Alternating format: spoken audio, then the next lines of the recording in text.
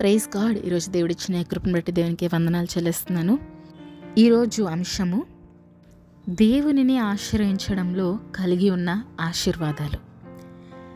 యెషయా గ్రంథము 51వ అధ్యాయము మొదటి నుండి కొన్ని వచనాలు చదువుకుందాం. నీతిని అనుసరించుచు యెహోవాను వెతుకుచునుండు వారులారా, నా మాట వినుడి. మీరు ఏ బండ నుండి చెక్కబడితిరో దానిని ఆలోచించుడి. మీరు ఏ గుంట నుండి తవ్వబడితిరో దానిని ఆలోచించుడి. మీ తండ్రి అయిన అబ్రహాము సంగతి ఆలోచించుడి. మిమ్మును కనిన శారాను ఆలోచించుడి. అతడు ఒంటరి అయి ఉండగా నేను అతనిని పిలిచి తిని, అతని ఆశీర్వదించి అతనిని పెక్కుమంది అగునట్లు చేసి తిని. యెహోవా సియోనును ఆదరించుచున్నాడు. దాని పాడైన స్థలములన్నిటినీ ఆదరించి దాని అరణ్య స్థలములను ఎదెను వలె చేయుచున్నాడు. దాని ఎడారి భూమును యెహోవా తోటవలె అగునట్లు చేయుచున్నాడు. ఆనంద సంతోషములను కృతజ్ఞతాస్తుతియు సంగీత గానమును దానిలో వినబడును. నా ప్రజలారా, నా మాట ఆలకించుడి. నా జనులారా, నాకు చెవియొగ్గి వినుడి. ఉపదేశము నా యొద్ద నుండి బయలుదేరును. జనములకు వెలుగు కలుగునట్లు నా విధిని నియమింతును. నేను ఏర్పరచున నీతి సమీపముగా ఉన్నది. నేను కలుగజేయు రక్షణ బయలుదేరుచున్నది. నా బాహువులు జనములకు తీర్పు తీర్చును. ద్వీప నివాసులు నా తట్టు చూచి నిరీక్షణ గలవారగుదురు. వారు నా బాహువును ఆశ్రయింతురు. ఆకాశము వైపు కన్నులెత్తుడి, క్రింద భూమిని చూడుడి. అంతరిక్షము పొగవలే అంతర్ధానమగును. భూమి వస్త్రము వలె పాతగిలిపోవును. అందలి నివాసులు అటువలే చనిపోవుదురు. నా రక్షణ నిత్యముండును. నా నీతి కొట్టివేయబడదు. నీతి అనుసరించు వారులారా, నా మాట వినుడి. నా బోధను హృదయమందుంచుకున్న వారులారా, ఆలకించుడి. మనుషులు పెట్టు నిందకు భయపడకుడి. వారి దూషణ మాటలకు దిగులు పడకుడి. వస్త్రమును కొరికివేయునట్లు చిమ్మట వారిని కొరికివేయును. బొద్దిక గొర్రె బొచ్చును కొరికివేయునట్లు వారిని కొరికివేయును. అయితే నా నీతి నిత్యము నిల్చును. నా రక్షణ తరతరములుండును. ఇక్కడ మనం చూసుకున్నట్లయితే, దేవుణ్ణి ఆశ్రయించినట్లయితే మనము పొందుకునే 3 ఆశీర్వాదాల కోసము మనం మాట్లాడుకుందాము. 2వ వచనము, మీ తండ్రి అయిన అబ్రహాము సంగతి ఆలోచించుడి. మిమ్మును కనిన శారాను ఆలోచించుడి. అతడు ఒంటరి అయి ఉండగా నేను అతని పిలిచి తిని, అతని ఆశీర్వదించి అతనిని పెక్కుమంది అగునట్లు చేసి తిని. అంటే మొదటిగా ఏంటంటే, దేవుణ్ణి ఆశ్రయించిన నరుడు ఎవ్వరు కూడా సిగ్గుపరచబడరు అని చెప్పి దేవుని వాక్యం సెలవిస్తుంది.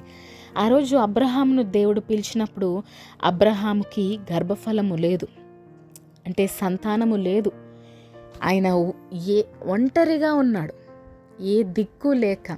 తన తండ్రి ఇంట ఉన్నాడు, కానీ అందరూ ఉన్నా నాకు ఏదీ లేదు అనే కొదువ అబ్రహాము హృదయంలో ఉందండి. ఆ సమయంలోని దేవుడు అతనిని వేరుపరిచాడు. తన ప్రజల నుండి, తన ప్రాంతము నుండి ఆయన వేరుపరిచి, ఆయన పద్ధతుల నుండి వేరుపరిచిన తర్వాత దేవుణ్ణి ఆశ్రయించడం ఆయనకు నేర్పించాడు.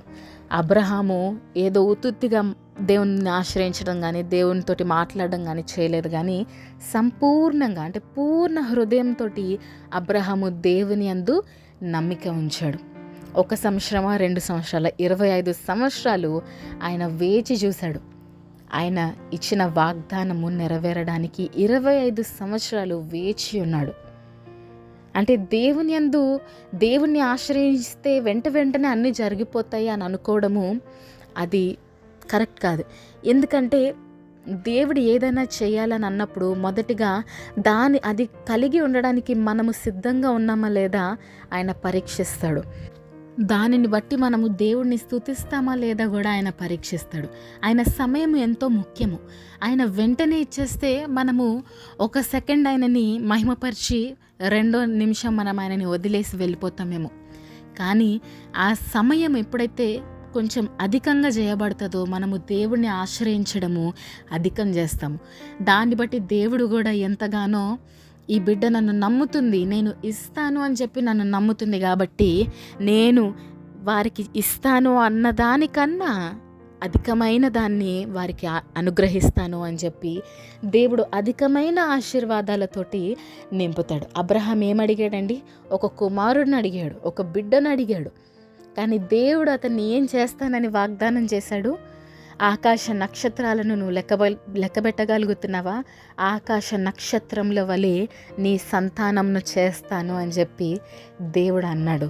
ఈరోజు నిజంగా ఆకాశ నక్షత్రంల వలె ఆయన సంతానము లేదా ఈ భూమి మీద? మనమందరము కదా.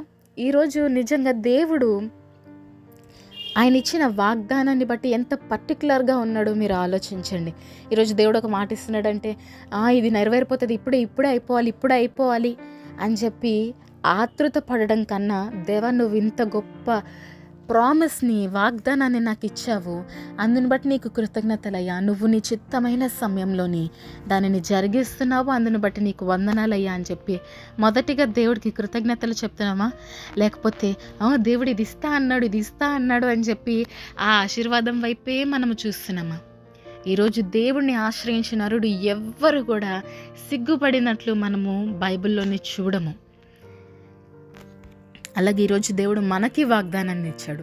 వాగ్దానం ఇచ్చిన దేవుడు నమ్మదగిన దేవుడు కాబట్టి ఆయన ఇచ్చిన వాగ్దానము ఆయన ఖచ్చితంగా నెరవేరుస్తాడని నమ్ముతూ మనము విశ్వసించి ఆయనను మహిమపరచాలి.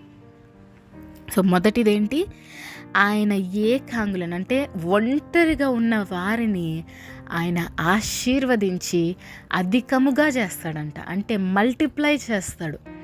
సో ఆయనను ఆశ్రయిస్తే నువ్వు ఒక్కదానివే ఉండిపోవు.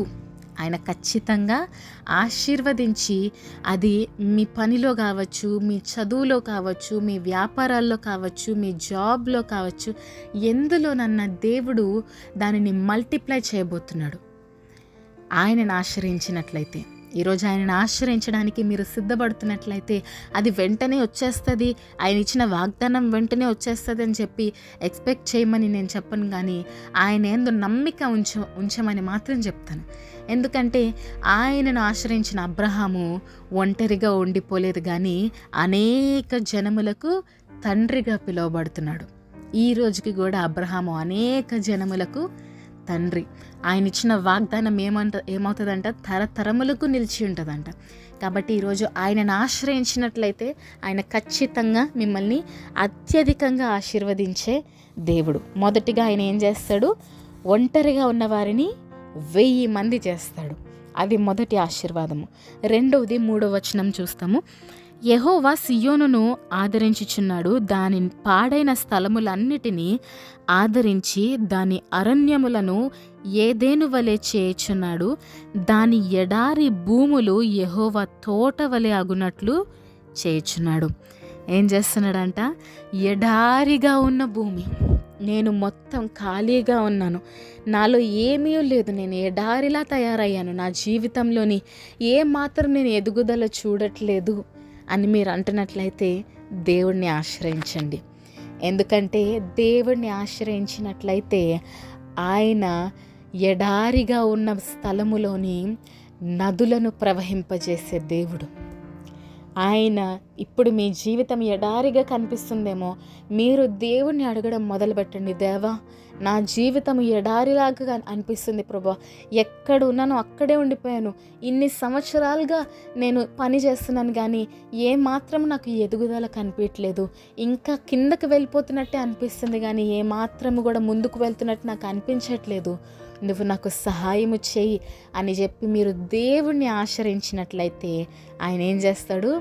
ఎడారిగా ఉన్న మీ జీవితంలోనికి ఆయన నదులను ప్రవహింపజేసి ఇంకెలా చేస్తాడంటే యెహోవా తోట వలె అగునట్లు చేయుచున్నాడు.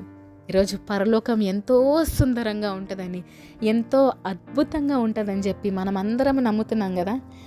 7 రోజుల్లోని ఈ భూమిని సృష్టించిన దేవుడు 2000 సంవత్సరాల నుండి పరలోకాన్ని మన కోసము సిద్ధపరుస్తున్నాడు.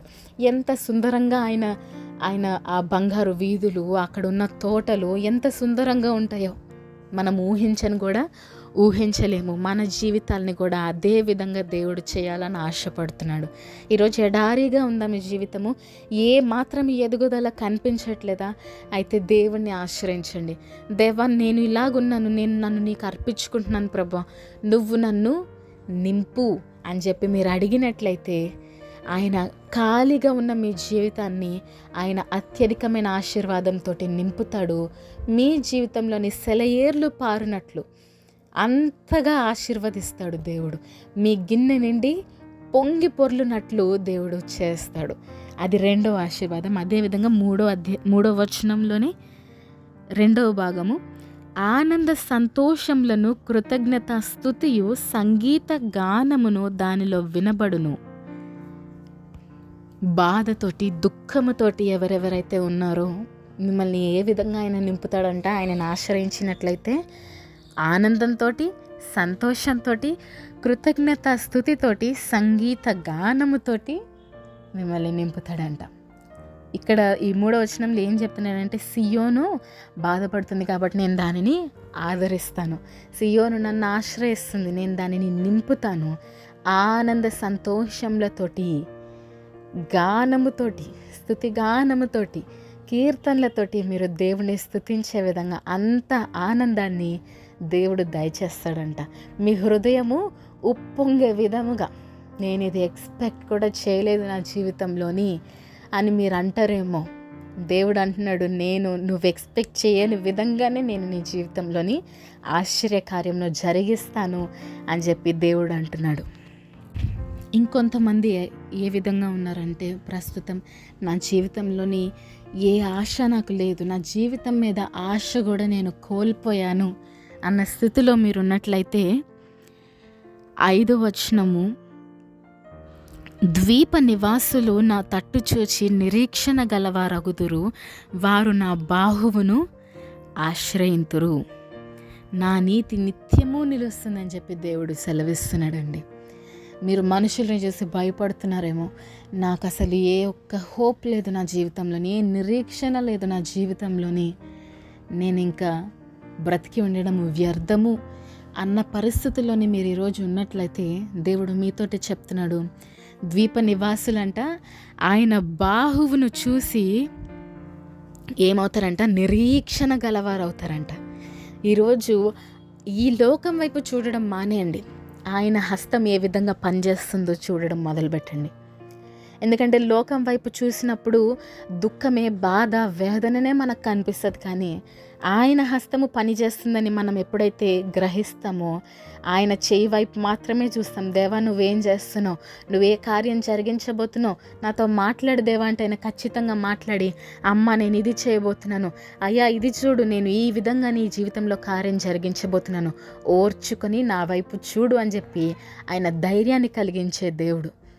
ఈరోజు నిరీక్షణ కోల్పోయిన స్థితిలో మీరున్నారా? అయితే ఆయనను ఆశ్రయించండి. ఆయన మీ జీవితంలో నిరీక్షణ కలిగించి ఆశ్చర్యరీతిగా మిమ్మల్ని ఆశీర్వదించి అభిషేకించి ఆయన ముందుకు నడిపిస్తాడు. ఈ మాటలన్నీ మనం విన్నాం కదా. నా బోధను హృదయమందుంచుకున్న జనులారా ఆలకించుడి అని దేవుడు చెప్తున్నాడు. ఏంటని? మనుషులు పెట్టు నిందకు భయపడకుడి, వారి దూషణ మాటలకు దిగులు పడకుడి. ఈ ప్రాసెస్లోనే మీరు నన్ను ఆశ్రయిస్తూ ఉంటారు, మీరు దేవుడిని ఆశ్రయిస్తూ ఉంటారు. కానీ మధ్యలోని కొన్నిసార్లు మనుషుల మాటలు మనము వింటూ ఉంటామేమో. మనుషులు అనే మాటలు మన చెవిన పడుతూ ఉండొచ్చు. ఏమని? వారు నిందించవచ్చు, వారు మిమ్మల్ని బాధ పెట్టచ్చు, వారు మిమ్మల్ని దూషించవచ్చు, మిమ్మల్ని హేళన చేయొచ్చు. ఏంటి మీరు ఇలాగున్నారు, ఈ పరిస్థితిలో ఉన్నారేంటి, ఈ స్థితిలో ఉన్నారేంటని చెప్పి మిమ్మల్ని హేళనగా చూడొచ్చు, మిమ్మల్ని చిన్న చూపు చూడొచ్చు వారు. కానీ దేవుడు ఏమంటున్నాడు? వారిని వస్త్రము కొరికివేయినట్లు చిమ్మట వారిని కొరికివేయును, బొద్దిక గొర్రెబొచ్చును కొరికివేయినట్లు వారిని కొరికివేయును. అయితే నా నీతి నిత్యము నిల్చును, నా రక్షణ తరతరములుండును. దేవుడు అంటున్నాడు, మీరు చూస్తుండగానే వారు నాశనం అవుతారు, వారు గతించిపోతారు, వారిని నాశనము వచ్చి తీసుకువెళ్ళిపోతుంది. కానీ నా నీతి నిత్యము నిలుచును, నా రక్షణ తరతరములు ఉండును. మీరు ఈ తరంలోని మీరు దేవుడిని నమ్ముతున్నారేమో, మీ తరతరాలకి ఆ ఆశీర్వాదమును దేవుడు పాస్ చేస్తున్నాడు. మీరు అది నమ్మండి, అది గుర్తుంచుకోండి. ఎందుకంటే ఆయన నీతిని ఆయన ఎల్లప్పుడూ కనపరిచే దేవుడు. ఈరోజు మనం ఎంతో ధన్యులము ఇంత గొప్ప దేవుడిని కలిగి ఉండడానికి. కానీ అనేక సార్లు ఒక కష్టం రాగానే, ఒక శ్రమ రాగానే దేవుణ్ణి విడిచి మనము దూరంగా వెళ్ళడానికి ప్రయత్నిస్తున్నామేమో. కాదు, ఎప్పుడన్నా ఏ కష్టమన్నా రానివ్వండి, మొదటిగా మోకాళ్ళ మీద పడి, దేవా నువ్వే నాకు ఆశ్రయమయ్యా, నేను నిన్ను మాత్రమే ఆశ్రయిస్తున్నానని చెప్పి మీరు దేవునికి చెప్పగలిగేటటువంటి ఆత్మీయత కలిగి ఉండాలి. ఇది ఏదో సడన్గా వచ్చేసే ఆత్మీయత కాదు. కష్టం వచ్చినప్పుడే దేవుడిని ఆశ్రయించడం కాదు, కానీ ప్రతి దినము దేవుడిని ఆశ్రయిస్తూ, దేవా నువ్వే నాకు దిక్కయ్యా, ఈ దినమంతా నువ్వు నన్ను నడిపించని ప్రతి దినము దేవుడి మీద ఆధారపడుతూ, ఆయనని ఆశ్రయిస్తూ మనం ముందుకు వెళ్ళినట్లయితే మన జీవితంలోని జయ జీవితాన్ని మనము చూస్తాము. మన ప్రతి బాటలోని పువ్వులు వికసిస్తూ ఉంటాయి. మన దేవుడంట ఏదో ఒక్కసారి ఇచ్చి ఆపేసేవాడు కాదు, కానీ ఆయన మనకి సర్ప్రైజెస్ ఇస్తాడంట. మనం వెళ్ళే బాటలోనే ఆయన మనకి ఎన్నో సర్ప్రైజెస్ ప్లాన్ చేసి ఉన్నాడు. మీరు నమ్ముతున్నారా? ఇది మొదలుకొని మనం వెళ్ళబోయే ప్రతి బాటలోని కూడా దేవుని ఆశ్రయించినట్లయితే ఆయన మనల్ని సర్ప్రైజ్ చేయబోతున్నాడు. ఈ చిన్న మెసేజ్ మీ అందరికీ ఆశీర్వాదకరంగా ఉన్నట్లయితే మీ ఫ్రెండ్స్ తోటి, ఫ్యామిలీస్ తోటి షేర్ చేసుకోండి. Thank you. Praise the lord. Shalom.